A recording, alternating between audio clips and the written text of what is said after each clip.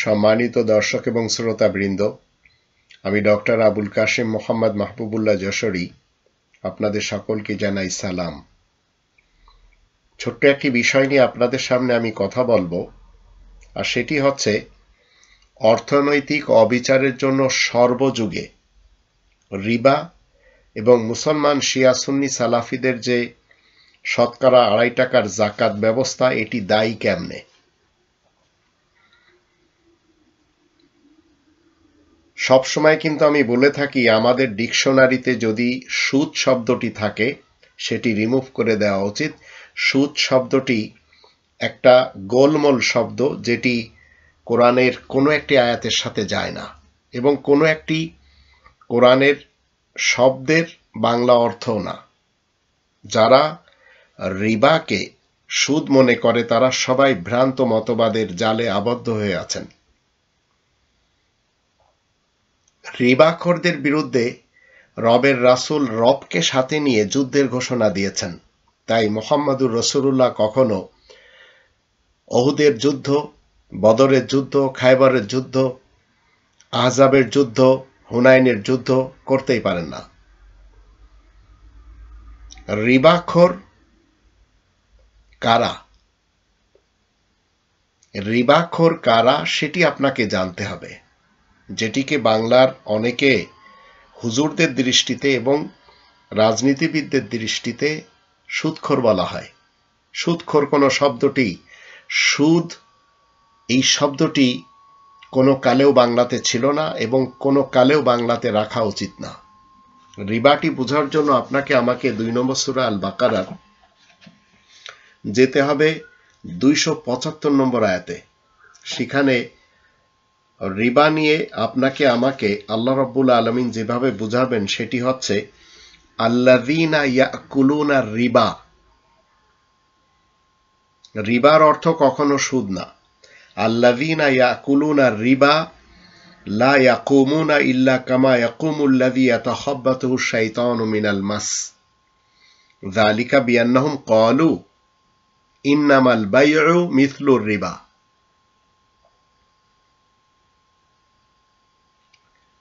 আর রিবা এমন একটি শব্দ আল্লাহ ব্যবহার করেছেন যেটি বাইউনের পরিবর্তে, যেমন রাতের পরিবর্তে দিন, আলোর পরিবর্তে অন্ধকার, ছায়ার পরিবর্তে গরম লু হাওয়া, জীবিতর পরিবর্তে মৃত, এইভাবে রিবা এক পাশে, অন্য পাশে বাইউন। তো রিবাখোর, রিবা হচ্ছে অবৈধভাবে মাল দৌলত অর্জন করা, অবৈধভাবে।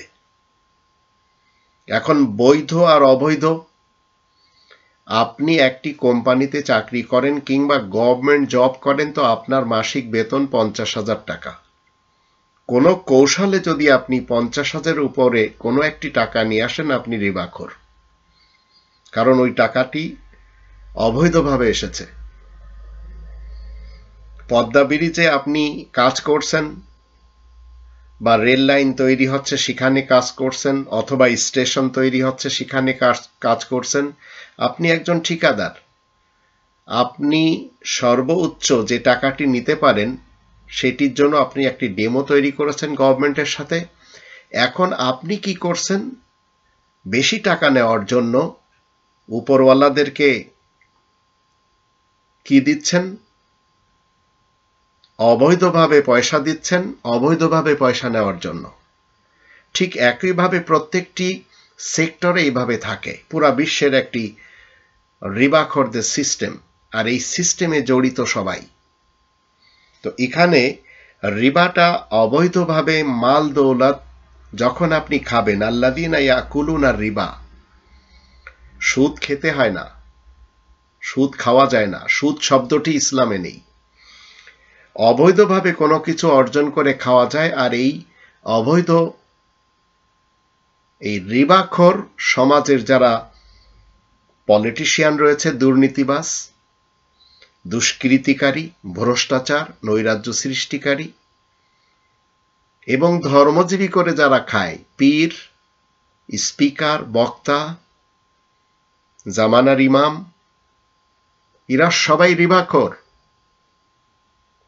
অবৈধভাবে, এটি মনে রাখবেন, সবসময় মনে রাখবেন, কারণ এরা একটি কথা বলে।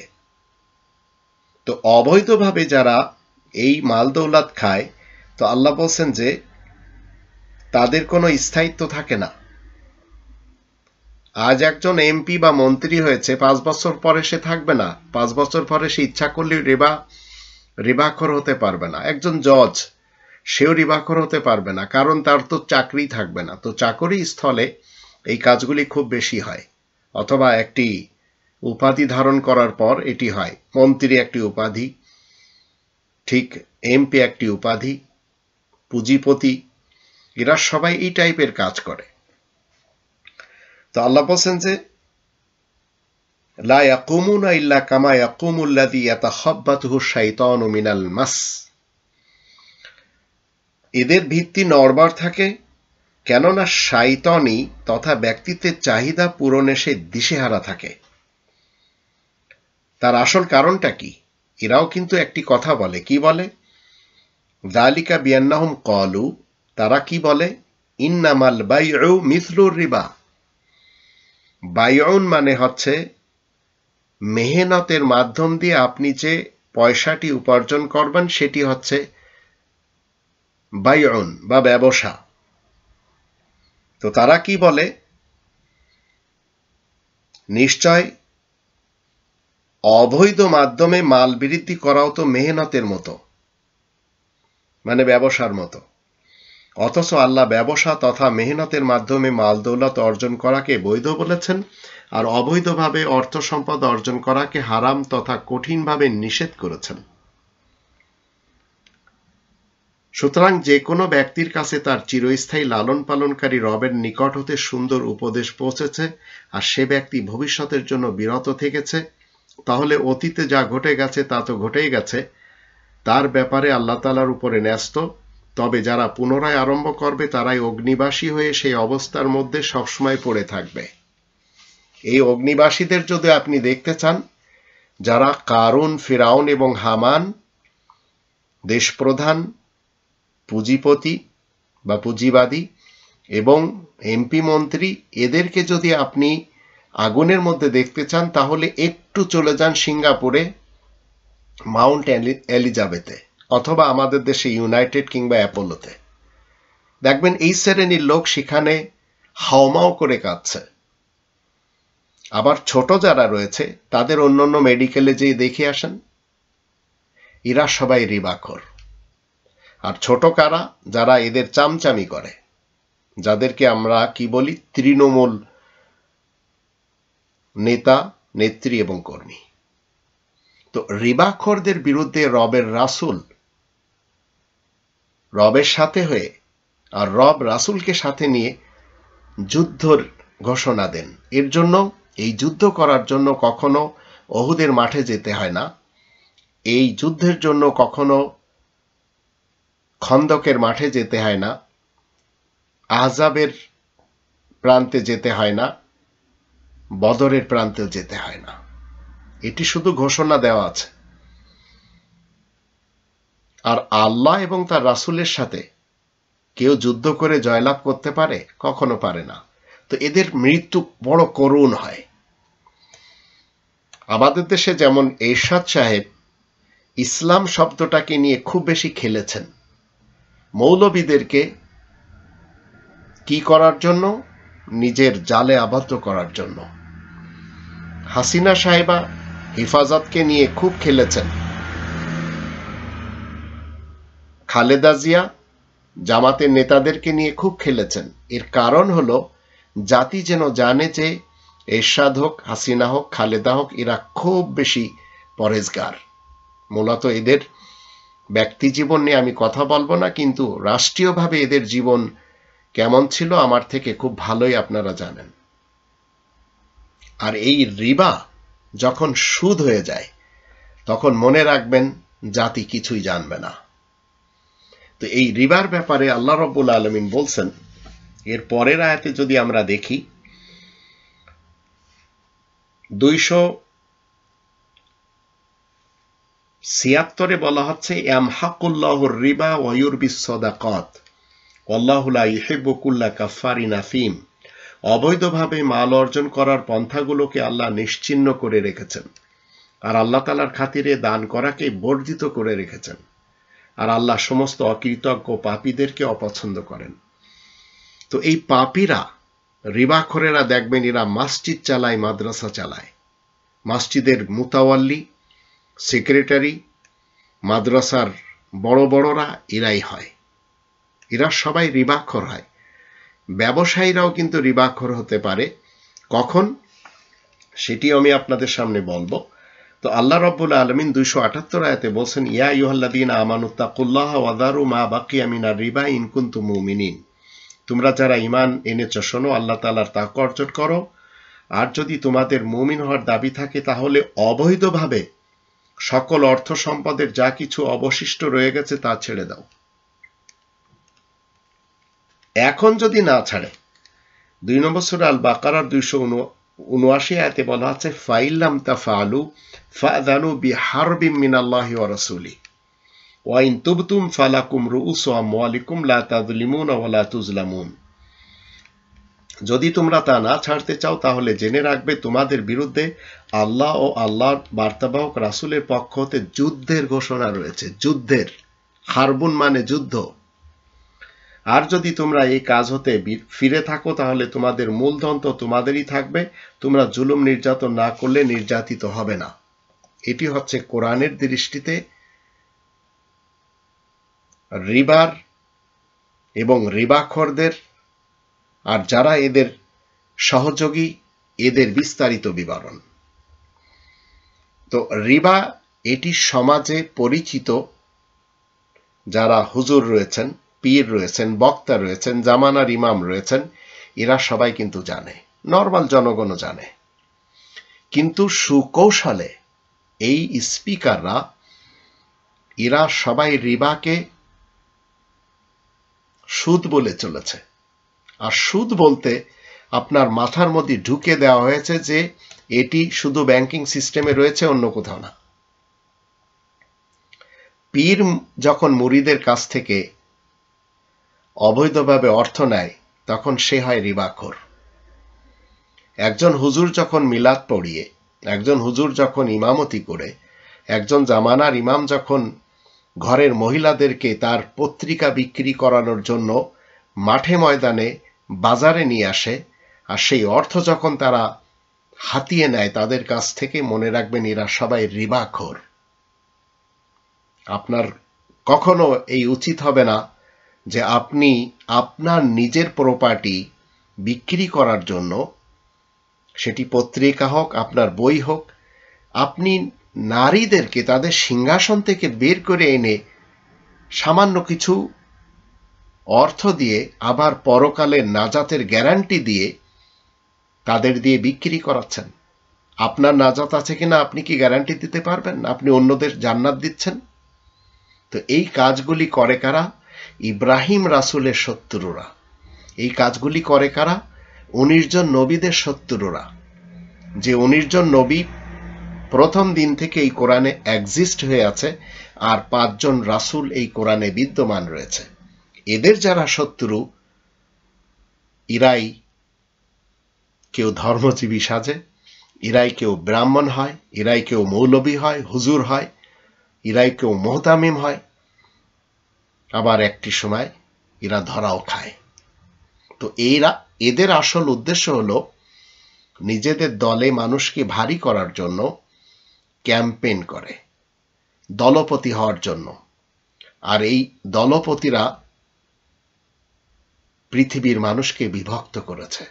এরা কেউ মানে না 3 নম্বর সূরা আলে ইমরানের 103 নম্বর আয়াত, যেখানে আল্লাহ বলেন, ওয়াতাসিমু বিহাবলিল্লাহি জামিআ ওয়া লা তাফাররাকু।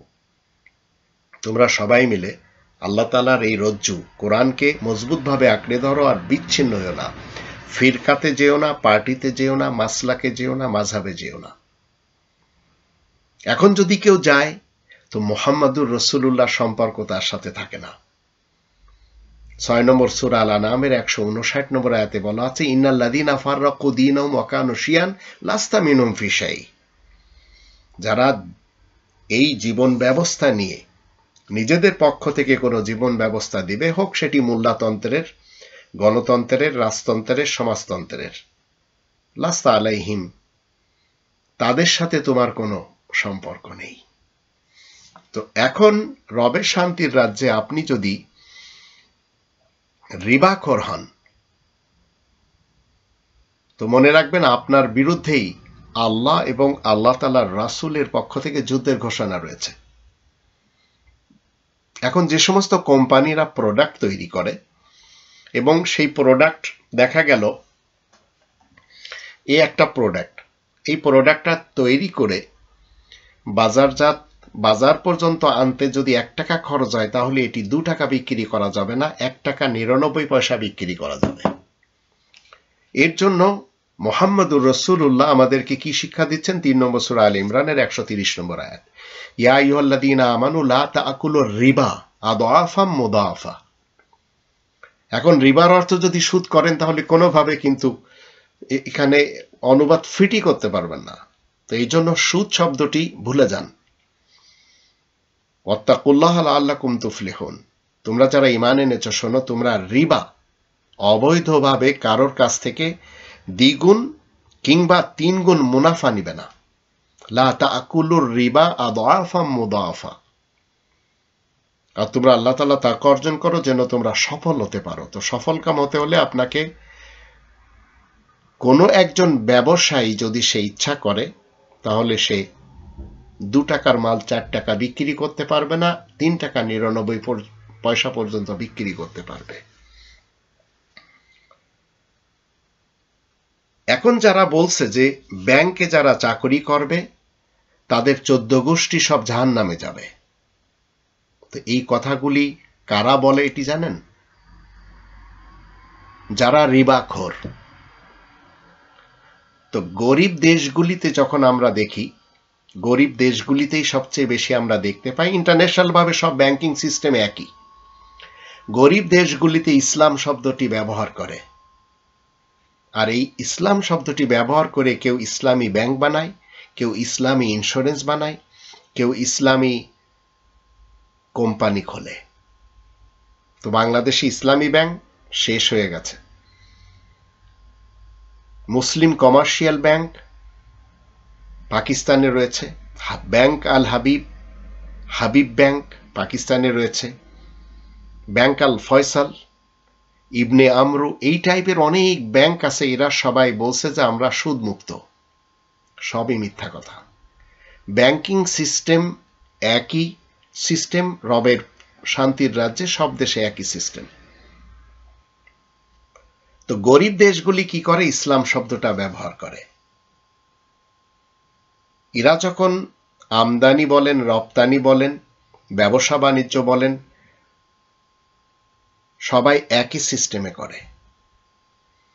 আর মুসলমানদের যে দেশগুলি রয়েছে, এই দেশগুলির প্রত্যেকটি সেক্টরে এই রিবাখোরদের আপনি খুব খুঁজে পাবেন।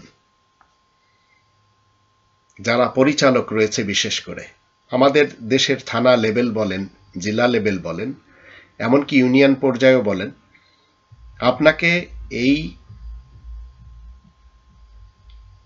অবৈধভাবে যারা এই রিবাখোর রয়েছে এদেরকে পয়সা দিতে হবে। আর এরা যে অবৈধভাবে পয়সা খায় সেটি কোরআনের 2 নম্বর সূরা আল বাকারার 188 নম্বর আয়াতে বলেই দেওয়া আছে। এখানে বলা হচ্ছে, ওয়ালা তাকুলু আমওয়ালাকুম বাইনাকুম বিল বাতিল ওয়া তুদলু বিহা ইলাল হুকাম লিতাকুলু ফারিকাম মিন আমওয়ালিন নাসি বিল ইসমি ওয়া আনতুম তা'লামুন। তোমরা জেনে শুনে একে অন্যের মাল অন্যায়ভাবে খাবে না, আর বিচারকদের কাছে তা পৌঁছে দিবে না, যাতে তারা জনসাধারণের সম্পত্তির কোনো অংশ পাপের সাথে খেতে পারে। একজন খুনি, তার পক্ষে উকিল থাকে, বিপক্ষে উকিল থাকে। পক্ষের যে উকিল সে 1 নম্বর রিবাখোর, কারণ তাকে মিথ্যা বলতে হবে। আর বিপক্ষের যে, সে খুনিকে সাপোর্ট করছে। তো এইভাবে একে অপরের কাছ থেকে হাতিয়ে নেয় এই রিবাখোর উকিল সমাজ, রিবাখোর জজেস সমাজ, বিচারকেরা। এটি কোরআন বলছে। তো গরিব দেশগুলিতে যখন কেউ ব্যবসা বাণিজ্য খোলে, দেখবেন সেখানে তারা ইসলাম শব্দটি ব্যবহার করে জনগণের মন কেড়ে নেয়।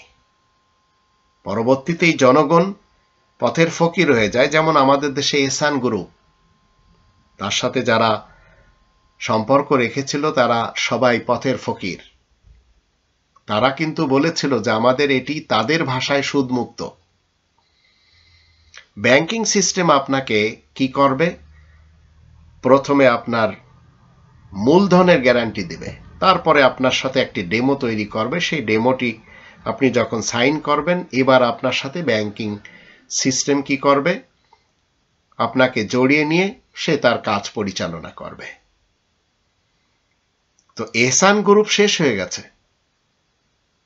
পাকিস্তানে ঠিক এইভাবে এই ধর্মের মৌলবী সমাজ, এদের তো মাথা মোটা হয়, তারাও এইভাবে অনেক কোম্পানি করে শেষ করে দিয়েছে জনগণের অর্থ। আর একটি সময় বড়রা সবাই পালিয়ে চলে গেছে আমেরিকায়। হাজী ওসমান নামক একজন বিশেষ ব্যক্তি ছিল, তার অধীনস্থ লক্ষ লক্ষ মানুষেরা টাকা লাগিয়েছিল, আর সেটির নাম ছিল অ্যালায়েন্স কোম্পানি। তো এহসান গ্রুপ শেষ, ডেস্টিনি শেষ। এইভাবে এক আসে এক চলে যায়। তা আমাদের দেশে অনেকগুলি ইসলামের দল ছিল, সেগুলি বিলুপ্ত হয়ে গেছে। হিজবুত তাহরির বিলুপ্ত, নিজামে ইসলামী বিলুপ্ত, মুসলিম লীগ বিলুপ্ত, আওয়ামী মুসলিম লীগ শেষ, হিজবুত তাওহীদ আপাতত আছে, আর একটি সরকার আসলে এটিও শেষ। তো যে যখন সুযোগ পায় সে তখন কোটিপতি হওয়ার জন্য আবার রাজতন্ত্রের কায়দায় শর্ষিনা, পীরের ছেলে পীর, চরমোনাই, পীরের ছেলে পীর, আটরশি, পীরের ছেলে পীর, এইভাবে তারা কোটি কোটি টাকা মানুষের কাছ থেকে রিবাখোর হয়ে হাতিয়ে নিচ্ছে।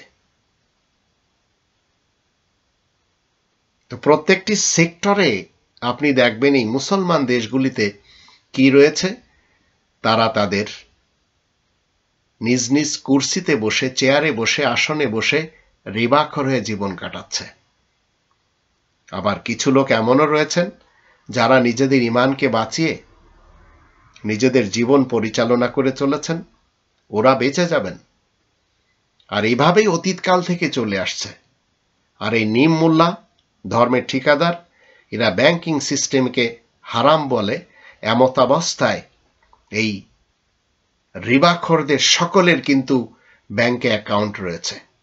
আর এই ব্যাপারটি নিয়ে আমাদের দেশে কেয়ারটেকার সরকারের যুগে মৌলানা ফরিদুদ্দিন মাসুদ নিয়ে এই টাইপের অনেক কিছু মানুষের সামনে তুলে ধরা হয়েছিল, যিনি কিনা জামাতের ব্যাংকে অ্যাকাউন্ট করাকে অবৈধ বলেছিলেন। এমতাবস্থায় তার নিজের অ্যাকাউন্ট ছিল ইসলামী ব্যাংকে। তো এরা কথা এবং কাজে কখনো এক না। তা আপনি ব্যাংকিং সিস্টেমে যখন আসবেন, 4 নম্বর সূরা আন-নিসা এর 29 নম্বর আয়াতে বলা হচ্ছে, ইয়া আইয়ুহাল্লাযীনা আমানু লা তাকুলু আমওয়ালাকুম বাইনাকুম বিল বাতিল ইল্লা আন তাকুনা তিজারাতান আন তারাদিম মিনকুম ওয়া লা তাকতুলু আনফুসাকুম ইন্নাল্লাহা কানা বিকুম রাহিমা। তোমরা যারা ঈমান এনেছো, শোনো, তোমরা নিজেদের একে অন্যের ধন সম্পত্তি অন্যায়ভাবে মোটেই খাবে না, তবে ব্যবসার উপলক্ষে নিজেদের সম্মতি অনুসারে খরচপত্রের কথা আলাদা। যখন একটা ডেমো ব্যাংকের সাথে আপনি তৈরি করবেন, ব্যাংক আপনাকে বলবে যে আপনার মূলধন টিকে থাকবে আর আপনাকে মাস গেলে এত টাকা দেওয়া হবে, আর এর উপরোক্ত আমরা নিয়ে নেব। কিন্তু আপনাকে কখনো কি করতে হবে না, লসে যেতে হবে না। তারপরে আল্লাহ বলেন, আর তোমরা কতলের মাধ্যমে নিজেদেরকে শেষ করবে না, তোমরা আল্লাহ তোমাদের সাথে বড়ই দয়াময়, এ কথা সত্য সুনিশ্চিত।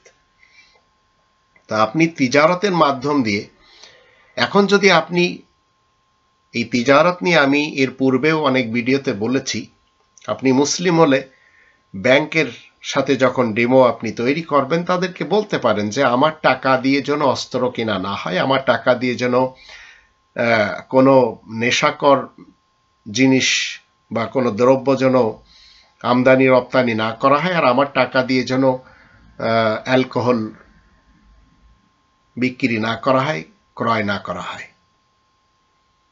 এখন যত উলামায়ে সু আমাদের দেশে রয়েছে, এরা দেখবেন আপনাকে আমাকে বেকুব বানানোর জন্য এই ধর্মের স্পিকাররা, এরা সবাই কি করে, ব্যাংকিং সিস্টেমকে হারাম বলে।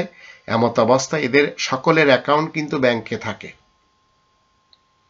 এমনকি এদের যে মসজিদ এবং মাদ্রাসা, ধর্মের যে খোয়ার বা খানকা, সেগুলি ব্যাংকিং সিস্টেমের মাধ্যম দিয়ে টাকার লেনদেন হয়।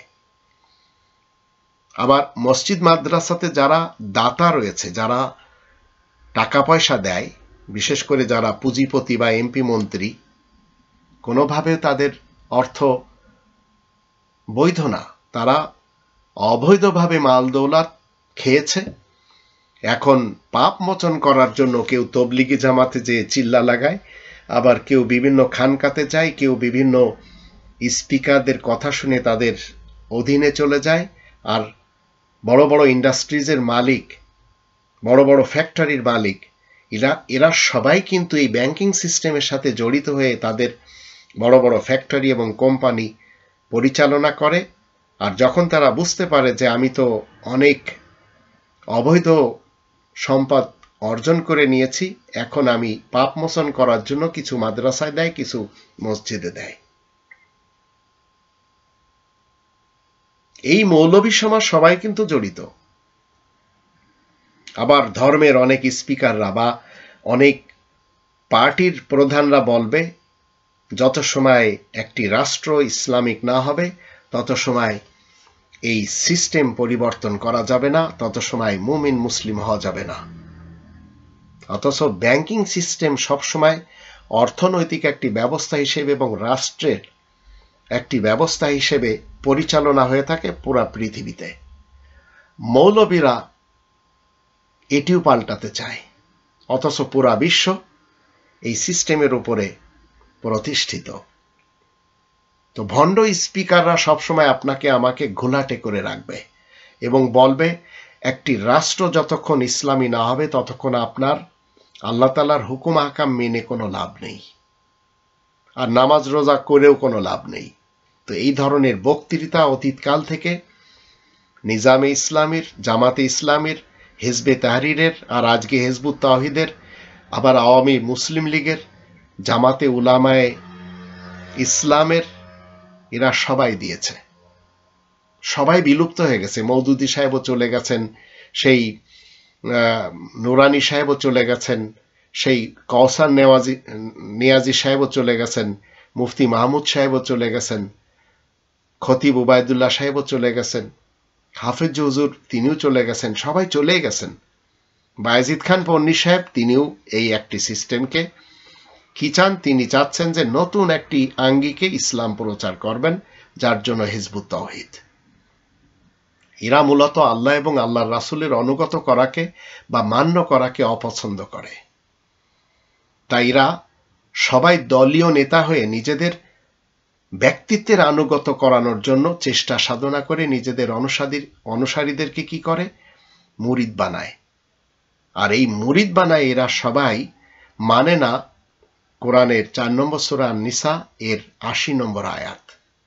আর সেখানে কি বলা হচ্ছে, আল্লাহ বলছেন মুহাম্মাদুর রাসূলুল্লাহর মাধ্যম দিয়ে আমরা জানবো, মান ইউতিইর রাসূলা ফাকাদ আতা আল্লাহ ওয়া মান তাওয়াল্লা ফামা আরসালনাকা আলাইহিম হাফিজা। যে কেউ বিশেষ বার্তাবাহক রাসূলের অনুসরণ করেছে সেই তো আল্লাহ তাআলার অনুসরণ করলো। যদি কেউ অবাধ্য হয় তাহলে তোমাকে তো তাদের জন্য রক্ষক হিসেবে পাঠায়নি। কিন্তু এই স্পিকাররা সবসময় মুহাম্মাদুর রাসূলুল্লাহর মাধ্যম দিয়ে কি করে যে তিনি 105টি, কেউ বলে 78টি, কেউ বলে 51টি যুদ্ধ করেছেন, কেউ বলে 57টি। কোনো একজন নবী, কোনো একজন রাসূল যুদ্ধক্ষেত্রে যে নিজে রক্তাক্ত হবে আর অন্যদেরকে মারবে, এই সিস্টেম ইসলাম শিক্ষা দেয় না। কারণ ইসলাম অলরেডি আল্লাহ তাআলার শান্তির রাজ্যে কায়েম রয়েছে ইচ্ছায় এবং অনিচ্ছায়। আপনি যদি ইচ্ছায় মানেন আপনি মুসলিম হবেন, মুমিন হবেন, আর যদি আপনি অনিচ্ছায় মানেন তাহলে আপনি হবেন অমুসলিম বা নন মুসলিম। এর জন্য 3 নম্বর সূরা আল ইমরানের 83 নম্বর আয়াতটি সবসময় মনে রাখবেন। সেখানে আল্লাহ বলেন, আফা গায়রা দীনিল্লাহি ইয়াবগুন ওয়া লাহু আসলামা মান ফিস সামাওয়াতি ওয়াল আরদ তাওআন ওয়া কারহান ওয়া ইলাইহি ইরজাউন। মানুষের আল্লাহ তাআলা দেওয়া জীবন ব্যবস্থা ছাড়া অন্য কিছু মানতে চায় নাকি? অথচ ইসলাম কায়েম রয়েছে আল্লাহ তাআলার জন্য আসমান সমূহ এবং জমিনে ইচ্ছা এবং অনিচ্ছায়, এবং আল্লাহ তাআলার দিকে সবকিছু হাজির করা হয়। তো আপনাকে যেতে হবে আল্লাহ তাআলার দিকে। আপনি পৃথিবীতে এসে কি শুরু করে দিলেন যে আমাকে তো কি করতে হবে, রাষ্ট্রীয়ভাবে ইসলাম কায়েম করতে হবে। আল্লাহ তো বলছেন অলরেডি আছে, এবং কি বলছেন আপনি জাতীয়ভাবে ইসলাম মানতে হবে এবং ইমামের অনুগত হতে হবে। স্পিকার নিজে বলছে আমার অনুগত হতে হবে।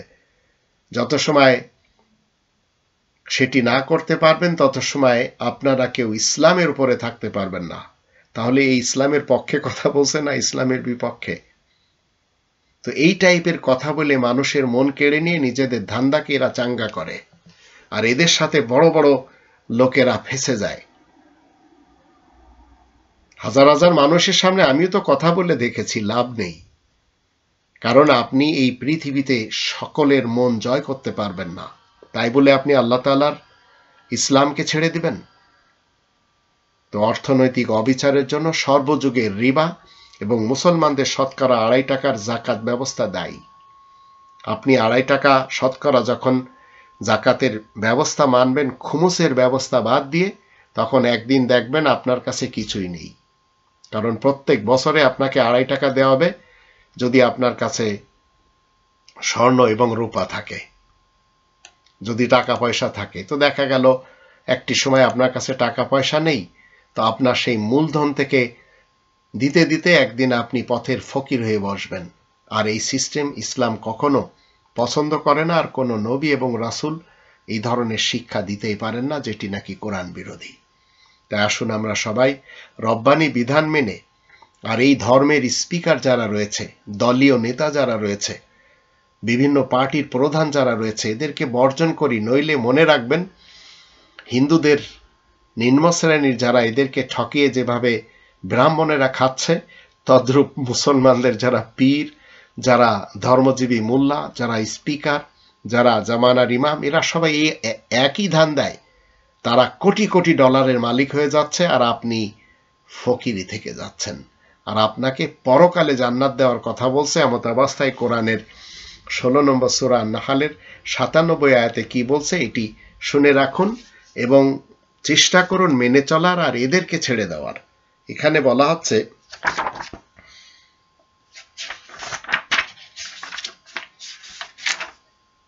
মান আমিলা সালিহাম মিন যাকারিন আও উনসা ওয়া হুয়া মুমিন ফালানুহইয়ান্নাহু হায়াতান তাইয়্যিবা ওয়া লানাজজিয়ান্নাহুম আজরাহুম বিআহসানি মা কানু ইয়ামালুন। যে কেউ সংশোধনের কাজ করবে পুরুষ ও নারীদের মধ্যে হতে, আর সেই ঈমানদারও বটে, তাহলে আমি তাকে স্বাচ্ছন্দ্য ও পবিত্র জীবন দিয়ে জগতে বাঁচিয়ে রাখব, আর তাদেরকে উত্তম পারিশ্রমিক দান করব তারা যেসব কাজ করেছে তারই জন্য। তো আপনি যদি পৃথিবীতে স্বর্গীয় জীবন না কাটাতে পারেন, পরকালে স্বর্গ আপনার জন্য অপেক্ষা করছে না। তো ওই সমস্ত বোনদেরকে আমি বলবো, আপনাদের যদি আপনাদের কোনো নেতা ঘর থেকে বের করে নিয়ে আসে, তাহলে মনে রাখবেন আপনাদের সন্তানেরা বিগড়ে যাবে। এরা সঠিকভাবে লালন পালন হতে পারবে না। তো প্রত্যেকটি মা তার সংসারের একজন কি হয়, প্রিন্সিপাল, একটি সংসারের মোহতামিম, একটি সংসারের এমন একজন পরিচালিকা যার অধীনস্থ সন্তানেরা, এমনকি স্বামীরা যে বাহির থেকে অর্জন করে এনে তাদের হাতে দেয়, তারা সুন্দরভাবে জান্নাতি জীবন কাটাতে পারে আর সন্তানদেরকে কোরআনের সুশিক্ষায় শিক্ষিত করতে পারে। তবে তো নেপোলিয়ন কি বলেছিলেন? নেপোলিয়ন বলেছিলেন, তোমরা আমাকে একটি শিক্ষিত মা দাও, আমি তোমাদেরকে শিক্ষিত জাতি দিব। কথাটি সক্রেটিস কিভাবে বলেছিলেন? তোমরা প্রথমে নিজেদের ব্যক্তিত্বকে কি করো? চিনে নাও।